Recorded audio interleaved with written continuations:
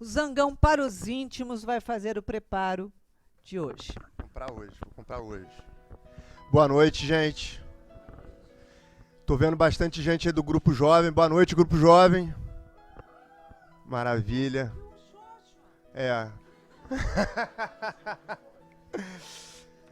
Boa noite. Estão todos convidados para o Grupo Jovem também. Quem tiver pessoas aí em casa com entre 13 e 25 anos, traz para cá na quinta-feira que são todos bem-vindos. Bom, o preparo é do livro Vida Feliz, de Joana de Ângeles, psicografado por Divaldo Franco. Enquanto alguém estiver sendo acusado, mantém-te em silêncio. Os acontecimentos, quando estouram, têm antecedentes que são ignorados pela maioria dos circunstantes. As coisas nem sempre são conforme se apresentam, mas o são consoante os seus valores íntimos. Não faças coro com as acusações expostas. O delinquente e o infeliz pecador merecem, quando menos, comiseração e oportunidade de reeducação. Então, pessoal, quando eu li essa passagem aqui, o que me veio à cabeça foi esse momento que a gente está passando, né? Tanto na parte política, tanto quanto na parte médica, na parte de segurança pública. Eu acho que a gente está enxergando bastantes problemas. E a primeira coisa que a gente faz é acusar. A gente está numa roda de amigos, seja no trabalho, seja num restaurante, e aí a gente já começa a falar mal, seja do político, seja da segurança, seja do hospital. E aqui a Joana está quebrando aqui um paradigma que a gente faz bastante, né? Que é de apontar para o outro um defeito e tudo mais. O que me lembra é o seguinte: a gente não aponta uma criança que tenha 2, 3 anos de idade que coloque o dedo na tomada. A criança está lá colocando o dedo na tomada, ninguém começa a apontar e reclamar e tudo mais, e entende que a criança faz aquilo por quê? Porque ela é ignorante. Ela não tem o conhecimento de que se ela colocar o dedo na tomada, ela vai tomar o choque. E assim, as pessoas que estão fazendo mal para os outros, que não tá tendo atitudes para um bem comum, em verdade, só está fazendo isso porque também é ignorante. Não sabe das leis de Deus, não sabe das leis de amor. E quando a gente faz um mal para o outro, invariavelmente, por a gente estar todo conectado, por ter uma lei cósmica, isso vai voltar para a gente também. Então, no fundo, as pessoas que estão fazendo algum mal para a sociedade estão fazendo para si também. E fazem por um único motivo: ignorância. Uma boa palestra a todos. Jesus, amorável mestre e amigo, abençoa-nos nesta noite, onde viemos nos entregar em suas mãos, pedindo a Joana de Ângeles, nossa mentora querida e amorosa, que com toda a sua inspiração, o seu carinho, acolha nos seus braços Fernando Lucena, trabalhador da casa, nos estudos que ele nos traz na noite de hoje. Graças a Deus.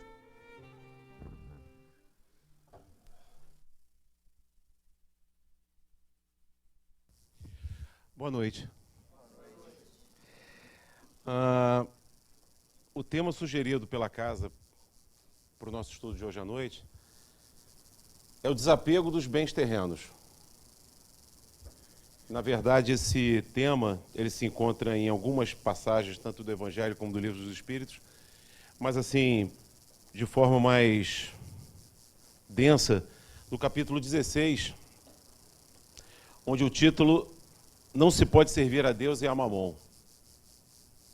E ele descreve algumas parábolas, algumas passagens, que eu tenho certeza que vocês conhecem, como a parábola dos talentos, aquela que se refere a Zaqueu, da partilha da herança entre 2 irmãos, da dificuldade de um rico entrar no reino dos céus. E, por diversas vezes, através da espiritualidade, Jesus vem trazendo essa mensagem para a gente de como lidar tanto com a falta como com o excesso. Aliás, até poder entender se realmente é falta e o que é realmente o excesso. E aí, toda vez que um tema desse aparece, eu acho que ele carrega consigo assim um quê de óbvio, principalmente assim para um estudo de uma casa espírita, onde se prega tanto a doação, onde se prega tanto a caridade. E é justamente por causa dessa questão do óbvio que eu boto um pé atrás e começo a estudar um pouquinho mais, a ler um pouquinho mais, porque eu tenho uma impressão de que tudo aquilo que é óbvio veio para atrapalhar a gente. A partir do momento que tanta coisa óbvia a gente não faz. Ah, gostei, segura. Isso é sustentação. Não, foi sem querer, essa eu nem treinei essa. Então, então essa coisa do óbvio, que muitas vezes a gente é óbvio e a gente não faz, eu acho que quando vem uma frase como essa, a gente para e tenta entender um pouquinho mais. E assim, levei muito tempo, há muito tempo atrás, quando vi pela primeira vez, até no estudo da casa mesmo, para entender mamon, né? Na verdade, o significado como dinheiro, como riqueza, como uma questão principalmente de avareza, tudo que diz respeito ao acúmulo da riqueza. E aí uma imagem que me veio logo à cabeça foi do tio Patinhas. Todo mundo lembra, não lembra? A moedinha número 1, a caça forte. Todo mundo lembra dos 3 sobrinhos do tio Patinhas? Exatamente, errado. Esse é o do Pato Donald. Né? Isso, exatamente. Só para ver se vocês estão atentos. Na verdade, os 3 sobrinhos é o próprio Donald, o Horácio e o Gastão. E aí, não que seja uma obra espírita, está longe de ser, mas, vejam, na mesma família, aquele que acumula e aquele que gasta muito, em eterno combate. E um ainda por cima é sobrinho, né, do tiozinho rico. E aí persegue o tio Patinhas a maga patológica, que quer a moeda número 1, porque ela entende que é ali onde está, digamos assim, esse salto quântico que vai me levar à riqueza. Que é outra impressão que a gente também carrega, né? Que algum dia aquilo vai cair no meu colo. Que algum dia eu vou descobrir a eureka e, sem precisar trabalhar muito, eu vou conseguir conquistar a riqueza. E é engraçado que esse capítulo 16, depois do título, depois do comentário, ele tem um negrito que diz o seguinte: salvação dos ricos. E nós que pensávamos que quando ganhássemos o dinheiro devido, pudéssemos dizer o seguinte: pronto, agora estou com a vida ganha. Salvação dos ricos. Quem sabe é aí que começa o nosso problema. Porque dentro do livro dos Espíritos, algumas vezes essa pergunta, esse questionamento vem. E até antecipando uma questão aqui para vocês, é perguntado diretamente, né, por que alguns têm tão pouco e outros tão muito? E é dado a cada um deles a prova, tanto da resiliência, tanto da resignação para aqueles que têm a falta, como também a prova, e até dito pela espiritualidade, mais grave ainda, uma prova mais grave ainda daquele que tem e, por ter a capacidade de poder repartir, prefere não. Então, gente, eu peguei um dadozinho, o mais recente que eu pude pegar para vocês, e eu acho que se piorou, é melhor então que a gente nem aprofunde mais essa pesquisa. Mas é dito o seguinte, tá? Tanto no site da ONU como da Organização Mundial de Saúde. 1,2 bilhões de pessoas no mundo vivem com menos de $1,25 por dia. Podemos arredondar para um pouco menos do que R$4 por dia. Não compro o brownie. 2,7 bilhões com menos de 2,50. Juntando, 50% da população tem à sua disposição menos que R$30 por dia. Aí você fala, poxa, até que não está tão ruim. Quanto é que você gasta no seu almoço? Se é que você consegue fazer uma refeição por dia. Porque metade da população, quando muito, é isso que eles conseguem por dia. 80%, antes de chegar nos 16, 80% vive com menos de $10 por dia. E foi dito aqui já mais de uma vez pelo Márlio, 1% da população mundial detém 50% da riqueza acumulada. 16 milhões de crianças morrem por motivos relacionados à fome. Isso significa uma criança a cada 5 segundos. Enquanto a gente conversa aqui, já morreram mais de 2. Então, assim, quando eu olho isso daqui, eu fico pensando assim, qual é o direito que a gente tem de ignorar essa situação? Só porque ela não está na nossa porta? Ou muitas vezes está no nosso caminho, mas a gente não vê, ou a gente prefere não olhar. Até quando realmente a gente vai ter que pedir, reforçar o pedido e usar até da relação que a gente tem de amizade para falar assim, poxa, por favor, vamos ajudar? E quando a gente para pensar que tem muita gente aqui, e o verbo utilizado é vive. Não sei nem se esse é o verbo adequado. Se não fosse melhor dizer o seguinte, sobrevive. Ou continua vivo. Por mais alguns dias enquanto aguentar. Então é exatamente em cima dessa situação. E olha que essa mensagem tem mais de 2000 anos. Mas a desigualdade sempre existiu. Volto a dizer, e até quando a gente vai ignorar? E principalmente, por esta ignorância, a gente faz com que cada vez mais esses polos se afastem. Entre aqueles que têm mais do que o necessário, e é provado do quê? E aqueles que não têm pelo menos aquilo que é necessário. A verdade é que o que eu vou dizer para vocês aqui está longe de ser a minha dedução, tá? Eu vou tentar apenas reproduzir para vocês o que fui pegando dos textos relacionados. Coloque aqui o seguinte, o apego, então agora a gente colocando, para a gente entender se a gente se enquadra em alguma dessas. O apego limita os nossos verdadeiros desejos. Quando foi dito, conhece a verdade e ela vos libertará, a verdade, no sentido amplo, inclusive... Opa, outro? É o mesmo. Aquele mesmo automóvel, placa KYK 4623, prata, continua na entrada de uma garagem. Ok? Vamos lá. Essa verdade que nos libertará, inclusive no seu sentido amplo, diz que o que eu preciso acumular, qual é a verdadeira riqueza, qual é a verdadeira propriedade, com o que eu vim para este mundo e com o que eu vou me embora deste mundo, o que é um bem realmente, que eu deva me orgulhar por ter conquistado. E essa é a liberdade que ele provoca aqui pelo desapego.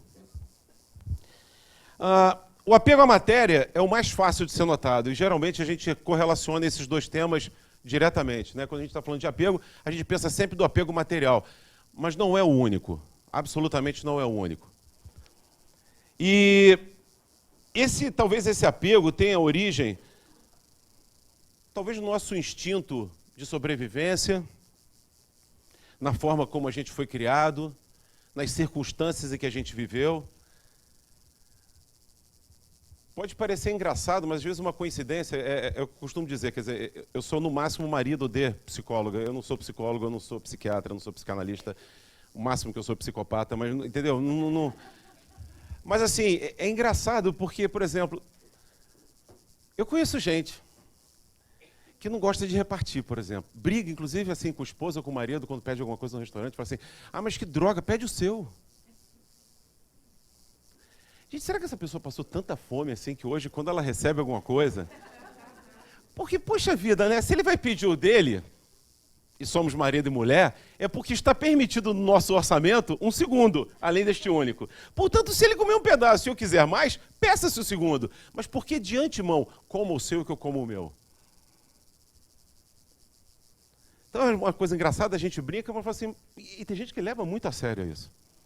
Nossa, eu me lembro no colégio, né, como é que era, né? A gente escondia o lanche assim, porque sempre tinha alguém que falava assim, me dá um tasco, bem coisa de carioca, né? Me dá um tasco.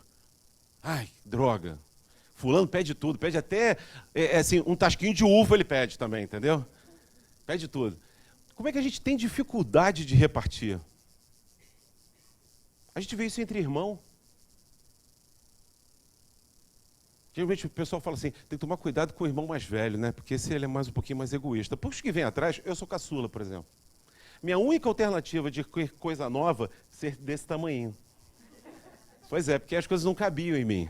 Entendeu? Então tinha que comprar. Porque o primeiro, maravilha, mas o segundo, usa do teu irmão, usa do teu irmão, usa do teu irmão. E eu tenho uma irmã que também se salvou, que também não dava para... Mas a gente tem dificuldade de repartir, é natural. Tudo bem, não tem nenhum crime. O único crime é a gente ignorar de novo esse tipo de coisa. E que, sinceramente, muitas vezes não nos faz falta. Gente, assim, com toda a liberdade, com toda a intimidade que eu posso ter nesse momento com vocês. É muito triste, por exemplo, quando a gente fala de doação para um brechó, ver as condições dos produtos que aqui chegam para serem doados. Brinquedo quebrado, roupa rasgada e suja, geladeira enguiçada. E aí eu te pergunto, o que eu vou fazer com essa doação, se não gastar dinheiro para colocá-la inteira? Então, poxa, obrigado pela doação. Você acabou de aumentar a despesa da casa. Mas eu não estou dizendo para vocês que não é um, assim, de vez em quando, não. São muitos. Onde parece que as pessoas se livram das coisas e chamam isso de doação. E eu fico pensando, quanto tempo... Veja bem, quem está falando aqui não está em nenhum patamar superior, não. Quando eu digo assim, nós é nós mesmos. Quanto tempo nós vamos levar para realmente entender essa mensagem?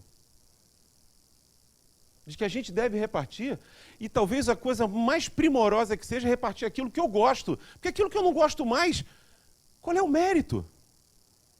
Já não serve mais em mim, eu não quero mais, aliás, nunca gostei. Então pronto, agora eu tenho um motivo para me livrar.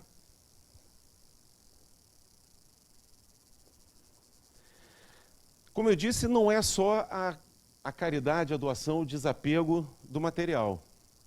A gente tem apego a muitas outras coisas. A gente tem, por exemplo, apego às pessoas que a gente ama. E a gente usa o pronome possessivo, né? O meu, minha.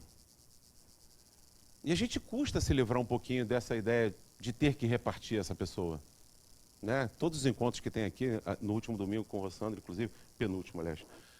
Maravilhoso, né? Porque às vezes a gente tem dificuldade, seja porque aquele ou aquela já desencarnou, porque aquele ou aquela já não convive da mesma vida que eu, já está noutra, cada um seguiu o seu caminho. A gente tem dificuldade de desapegar deste ou desta. E o convite vai na mesma linha, do desapego. Na verdade, a gente vai juntando estas pessoas em volta da gente, e a gente vai juntando estes bens em volta da gente, muitas vezes, para desempenhar um personagem dentro da sociedade.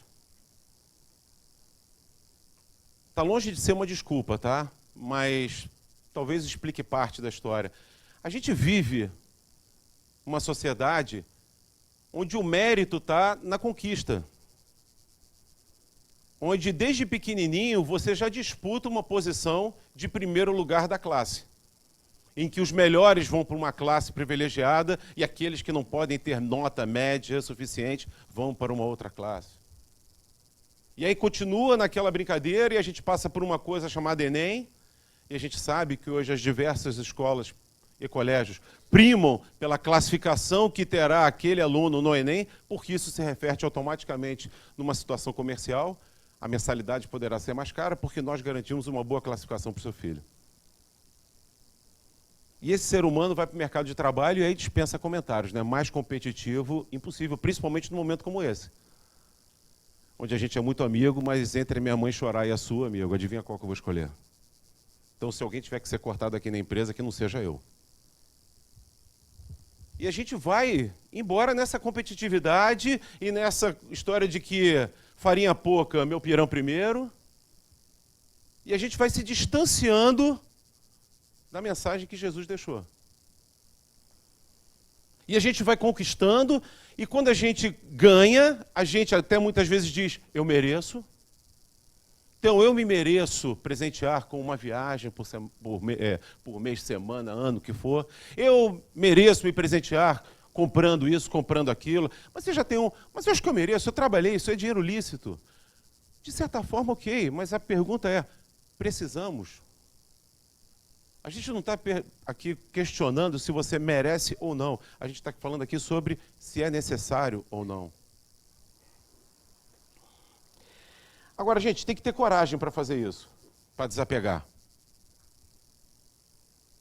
Às vezes a gente faz e a gente volta, né? Aquela arrumação de final de semana chuvoso, que você fica em casa e resolve arrumar um armário. Você fala, gente, não tem nada para fazer, já acordei tarde. Podia ter vindo para o Ceará. Né? Mas eu vou dizer, não é trabalhador voluntário ainda. Né? Então podia ter vindo para o Ceará, aí não veio. Aí fala assim, poxa, não estou fazendo nada, eu vou arrumar um armário. Aí o que geralmente a gente faz como processo? Tira tudo de dentro. E quando você tira a última peça de dentro, junto com ela vem um remorso do tipo, para que eu fui fazer isso? Porque aí você olha para o teu quarto, não tem mais aonde pisar, não tem mais aonde habitar, já não sabe onde é que está o telefone, está soterrado. E você fala assim, bom, para continuar, sobreviver, poder dormir essa noite, eu preciso guardar tudo de volta. Agora é engraçado, é que nem mala. A gente vai com uma mala, quando a gente volta é a mesma mala, é a mesma roupa, mas não cabe. A gente aumentou, mas a roupa é a mesma, né? Mas não cabe. Então a gente tem que arrumar. Aí você começa a arrumar, começa a separar. E muitas vezes a gente separa, coloca aqui, não, essa eu vou dar. Ah, não vou dar, não. Ah, tá boa ainda. Não, essa aqui... Ó, não, vou emagrecer.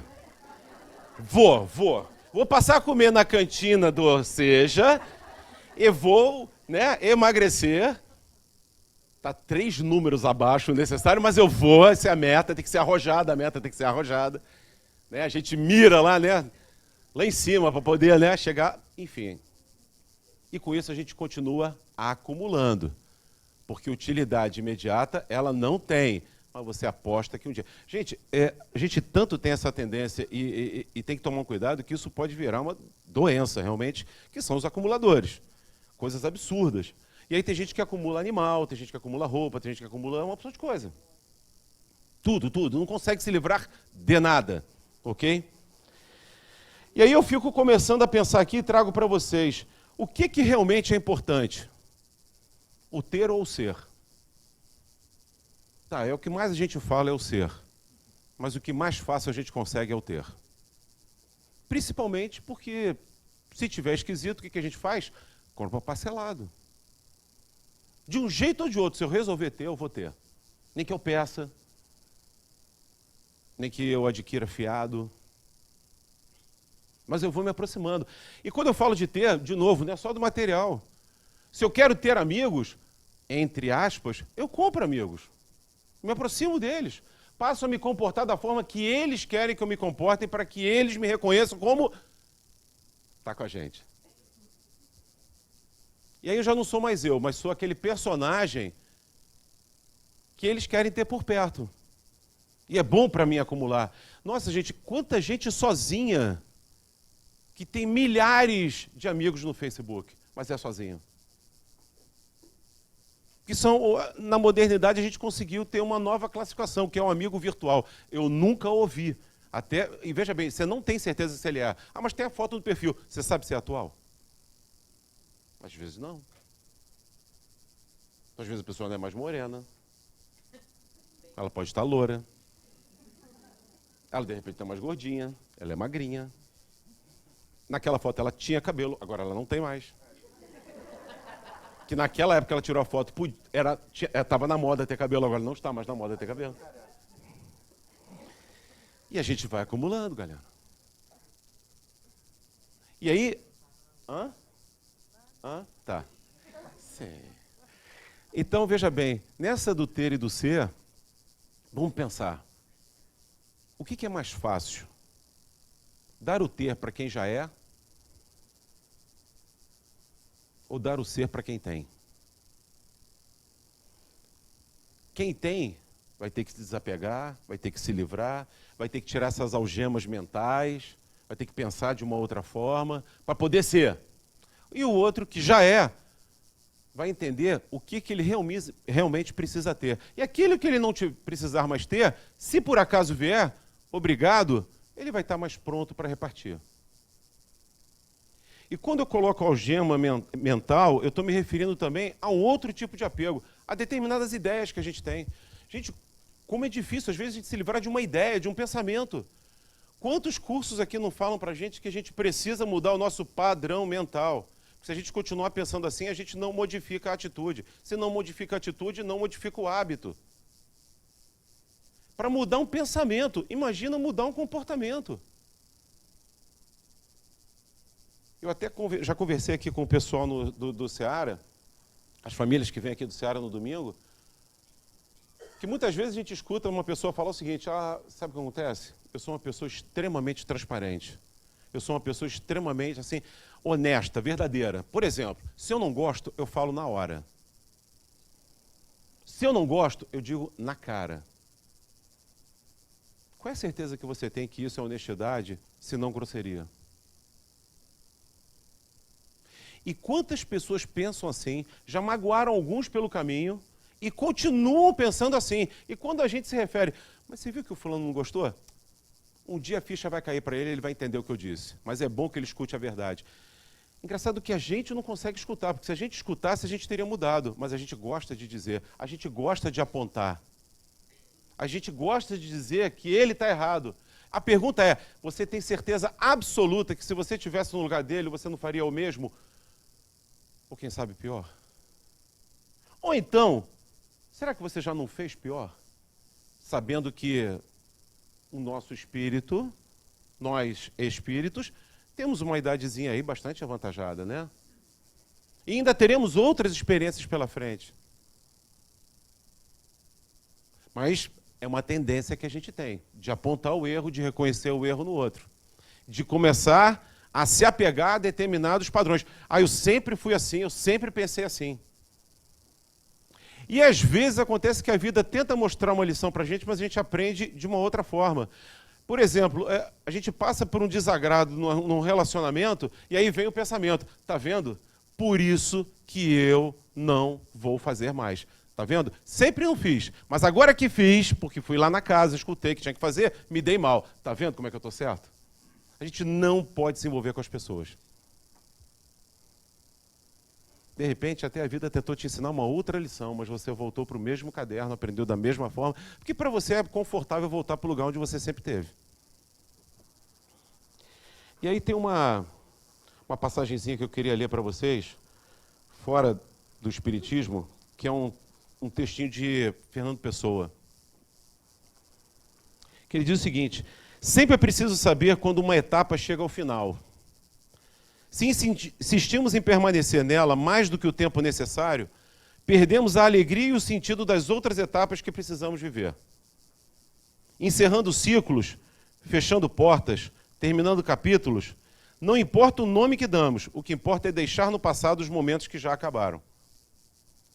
As coisas passam e o melhor que fazemos é deixar que elas possam ir embora. Deixar ir embora, soltar, desprender-se. Ninguém está jogando nesta vida com cartas marcadas, portanto, às vezes ganhamos e às vezes perdemos. Antes de começar um capítulo novo, é preciso terminar o antigo. Diga a si mesmo, o que passou jamais voltará. Lembre-se de que houve uma época em que podia viver sem aquilo. Nada é insubstituível. Um hábito não é uma necessidade. Encerrando ciclos não por causa do orgulho, por incapacidade ou por soberba, mas porque simplesmente aquilo já não se encaixa mais em sua vida. Feche a porta, mude o disco, limpe a casa, sacuda a poeira. Quando um dia você decidir a pôr um ponto final naquilo que já não te acrescenta mais, que você esteja bem certo disso, para que possa ir em frente e ir embora de vez. Desapegar-se é renovar votos de esperança em si mesmo. É dar-se uma nova oportunidade de construir uma nova história melhor. Liberte-se de tudo aquilo que não tem te feito bem, daquilo que já não tem nenhum valor. E siga novos rumos, desvende novos mundos.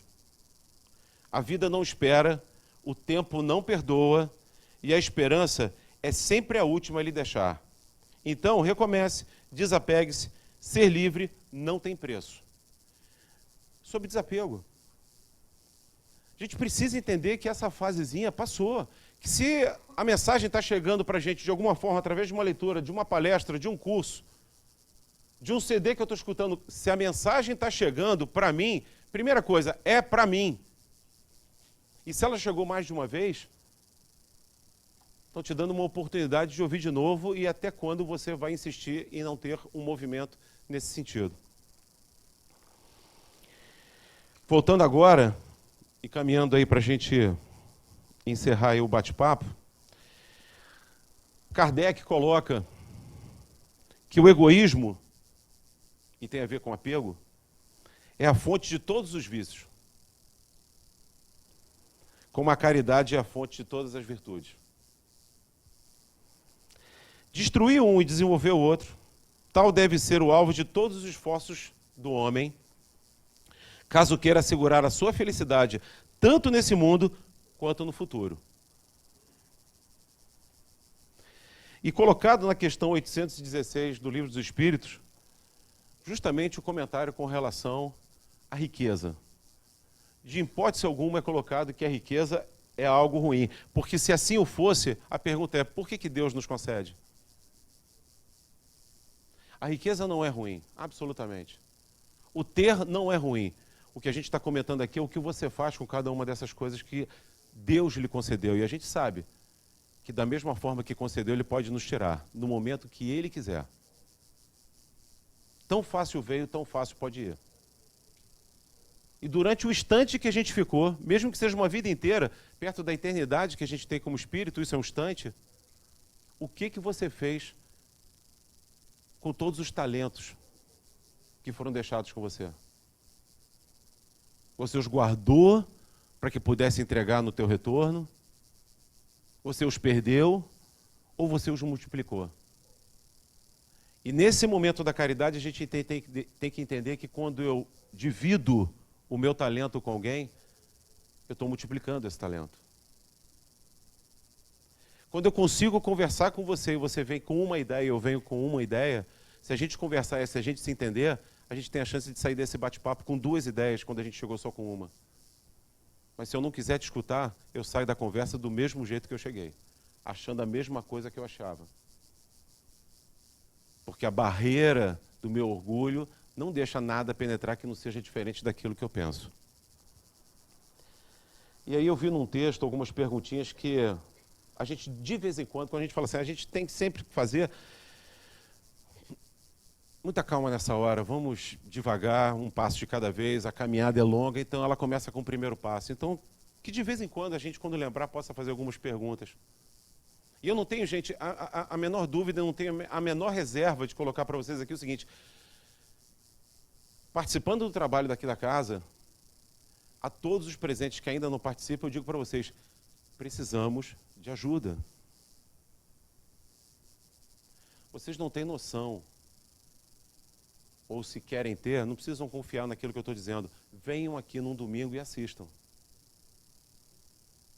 Aqueles que trabalham, e eu posso confessar para vocês, eu não tenho estrutura ainda para fazer isso, na parte de visita social, e vai até a comunidade e adentro do domicílio, converse com essas pessoas.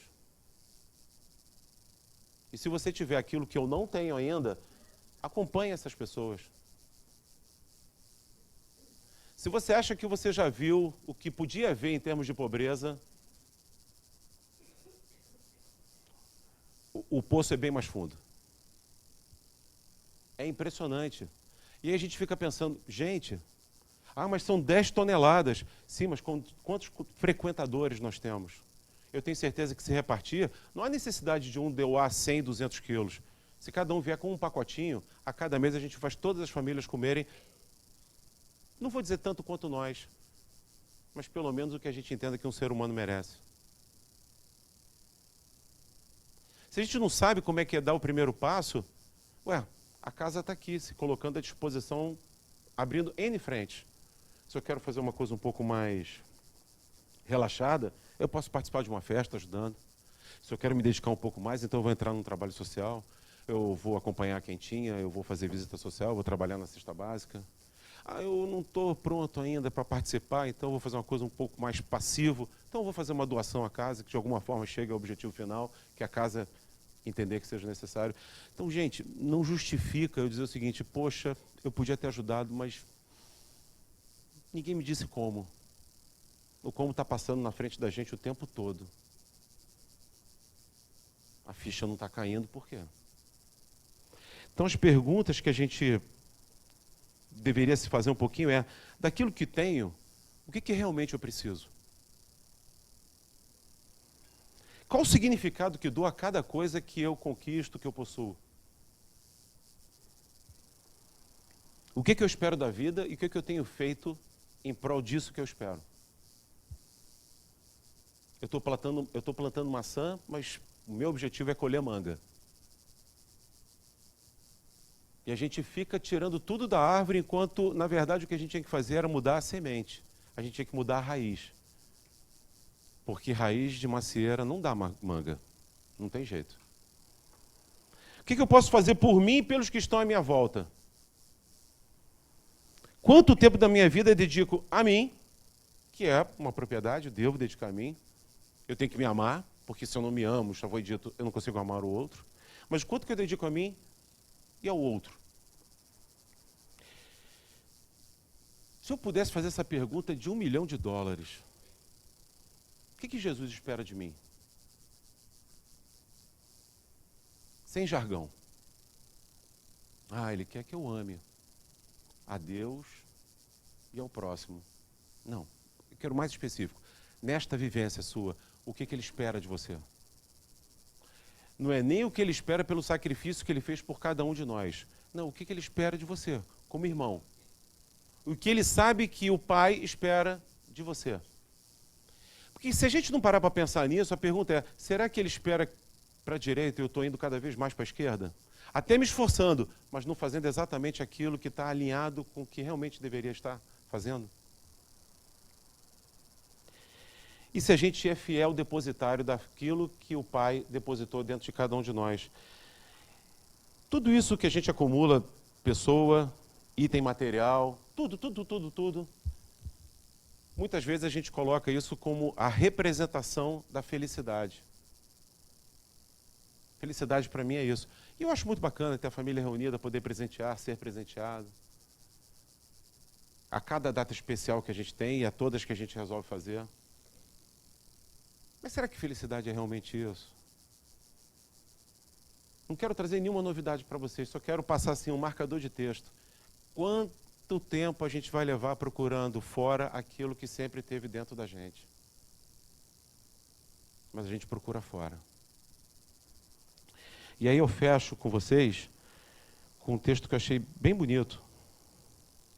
Foi uma psicografia da Eumance Dufour, e até peguei aqui uma colinha sobre Eumance Dufour. Na verdade, a história de Luís IX e Joana d'Arc foi ditada a ela pelos próprios, a essa menina ainda de 12 anos que ajudou muito Allan Kardec na construção da obra.